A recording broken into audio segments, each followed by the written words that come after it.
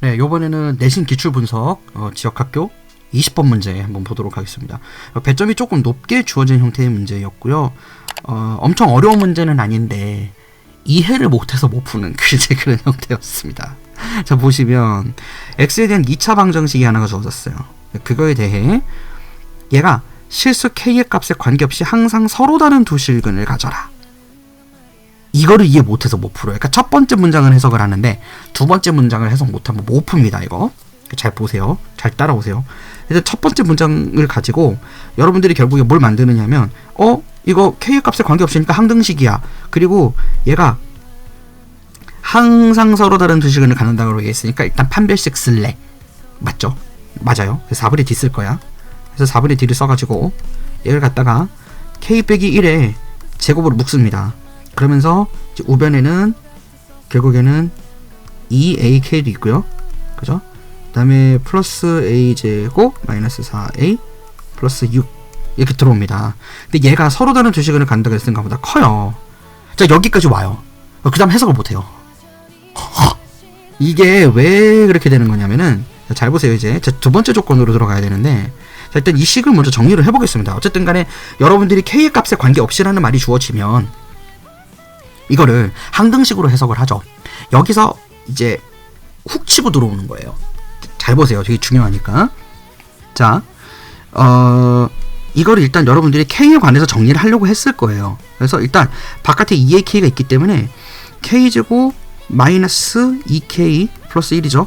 그걸 이제 얘랑 묶어서 표현하기 때문에 얘를 이제 다시 지워서 생각을 해보면 마이너스 2k를 다 없애고 이제 마이너스 2k랑 2ak가 있으니까 얘를 마이너스 2로 묶습니다. 그럼 2k가 원래 마이너스 2k였었으니까 그거를 묶으면 어떻게 돼요? 마이너스로 묶게 되면 그냥 플러스 2로 묶을까 상관없겠다. a가 있으니까 a 빼기 1에 k로 묶이죠. 여기까지 해요. 여러분들이 여기까지 하고 그 다음에 멈춘다는 거예요. 그 다음에 여기서 이제 a제곱 마이너스 4a 들어와요. 그리고 바깥에 1 있었으니까 플러스 7까지 갑니다. 여기까지 와요. 이 다음에 해석을 못한다고요. 도대체 이게 무슨 똥멍청이 같은 소리지? 원래는 여러분들이 이걸 문제를 풀 때 보면은 항등식이라는 말이 주어지면 이게 지금 k의 값에 관계없으니까 항등식이죠. 그럴 때 우리가 항상 본 건 우변 0이었어요. 그렇죠? 그런 경우는 어떻게 풉니까? k에다가 알맹이 더하기 알맹이는 0 이렇게 풀죠. 또는 제곱으로 확장되는 경우도 있긴 있거든. k제곱의 알맹이 더하기 k의 알맹이 더하기 알맹이는 0 이렇게 돼 있으면 이 모든 저변의 조건이 k 값에 관계없이 항상 0이 되기 위해선 이 각각의 리소스들이 각각의 괄호 안에 있는 모든 인수들이 전부 다 0이 된다는 조건만 들어간다면 이제 그거를 기준으로 우리가 방정식을 세우든 연립방정식을 풀든 뭐 여러 가지 방법을 통해서 문제를 풀었단 말이에요. 그런데 지금 얘는 여기서 주어진 것처럼 아무 말이 없어요. 그죠? 아무 말이 없이 0보다 크대요. 그냥 k의 값에 관계없이. 이게 도대체 뭔 소리냐. 자, 이거하고 비슷한 짝꿍이 되는 예를 들어볼 테니까 잘 들어보세요. y는 x제곱 플러스 1이라는 함수가 있다고 생각해 보겠습니다. 이 x제곱 플러스 1은요 x의 값에 관계없이 항상 0보다 큽니까 작습니까? 크죠? 그리고 이거 실제로 함수로 그려보면 y는 0이 되는 x축을 기준으로 위에 붕 떠 있습니다. 맞습니까? 그쵸? 맞는 거죠? 그러니까 지금 얘는 사실은 함수적인 해석이 필요하다 이거예요. 그러니까 함수와 방정식의 관계로 해석을 해서 항등식을 적용해서 풀어라 지금 그런 얘기인 거예요. 그러니까 사실은 여러분들이 이제 기말고사 때 들어가게 되면 연립 부등식 등장하고 2차 부등식 등장하잖아요. 거기에서 더 많이 볼 문제예요 얘는. 근데 그거를 갖다가 이제 항등식을 접목시켜서 문제를 준 거죠 선생님께서. 그래서 얘는 이거를 어떻게 해석하는 것이 맞냐면 얘가 이제 두 가지 해석 방법이 있을 텐데 함수적으로 해석하기 위해서는 여러분들이 이거를 갖다가 일부러 반의 제곱을 해가지고 완전 제곱식을 묶어서 이거를 일종의 y는 x처럼 y는 k에 대한 2차 함수로 놓고 풀어도 되긴 해요. y는 fk 뭐 이렇게 푼다는 거죠. 근데 그렇게 하면 너무 힘들어. 바보짓이죠. 왜? 그러려면 얘를 또 k에다가 플러스 a 괄호에 a 빼기 1에 완전 제곱으로 묶어가지고 또 여기서 막 a 제곱도 빼야 돼요. 그래 놓고 이 y 값이 항상 0보다 큰 조건을 찾아서 답을 하면 되긴 해. 근데 그러지 말고요.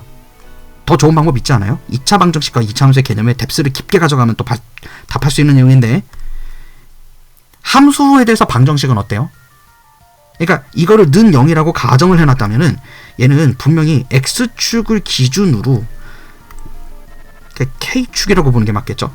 x축 대신 입력이 k로 들어갔으니까 얘가 포물선이 된다고요. 이렇게. 근데 포물선이 되는데 반드시 띄어져 있어야 되는 거죠. 모든 구간의 k에 대한 전체 이 출력값 y 값이 전부 다 0보다 커야 되니까 떨어져 있어야 되는 거죠. 이걸 근으로 해석하면 어떻게 돼요? 판별식이 0보다 작으면 되는 겁니다. 그러니까 첫 번째 조건에서는 분명 이 주어져 있는 식이 항상 서로 다른 두 식을 가져야 되니까 판별식 d가 0이라고 0보다 크다고 얘기를 했지만, 그 다음 조건에서는 k에 대한 하나의 방정식 또는 함수의 입력값으로 봤다고 가정을 했을 때 얘의 판별식 d가 0보다 작아야만 이게 성립된다는 걸 알 수 있다는 거죠. 이거 이해됩니까? 이걸 이해 못해가지고 학생들이 많이 못 풀더라고요. 그러니까 개념의 깊이가 있다라는 건 이런 거예요. 그러니까 판별식을 두 번도 쓸 수 있다. 그리고 방정식이 나왔어. 근데 얘가 항상 0보다 커야 돼. 그럼 안 맞나? 그럼 판별식이 0보다 작아야 되겠네. 이것까지 다 개념이 접촉이 돼야 여러분들이 개념의 깊이가 깊다라고 할 수 있는 거고 고득점으로 가는 겁니다. 알겠죠? 실제로 이거 못 푼 학생들은 요번에 A 거의 불가능한 상황이었고요. 사실 뭐 9버전으로 하면 3등급 정도 걸쳤겠죠. 이런 문제 못 풀었다고 하면 안타깝습니다. 참. 자, 그러니까 쌤이 맨날 개념 얘기를 하는 거예요. 판별식 t가 0보다 작아야 돼요. 그러니까 이런 상황들로 놓고 보면 이 a 빼기 1에 b제곱이죠. b제곱 마이너스 ac 또 쓰면 되는 거죠. 4분의 d a제곱 마이너스 4a 더하기 4a 빼기 7, 얘가 0보다 작으면 된다는 거예요. 이걸 만족하는 자연수 a를 다 구하면 되는 겁니다. 그러니까 이번엔 2차 함수 해석으로 들어간 거예요. 얘는 또. 이 문제가 그렇게 간단하지만은 않아요. 말은 되게 단순해 보이는데. 그래서 정리를 좀 해보면 a제곱은 날라갈 거고요. 2a 더하기 4a가 빼기 7 더하기 1, 이게 0보다 작으면 되는 겁니다. 그러니까 6a가 결국에 어떻게 되는 거죠?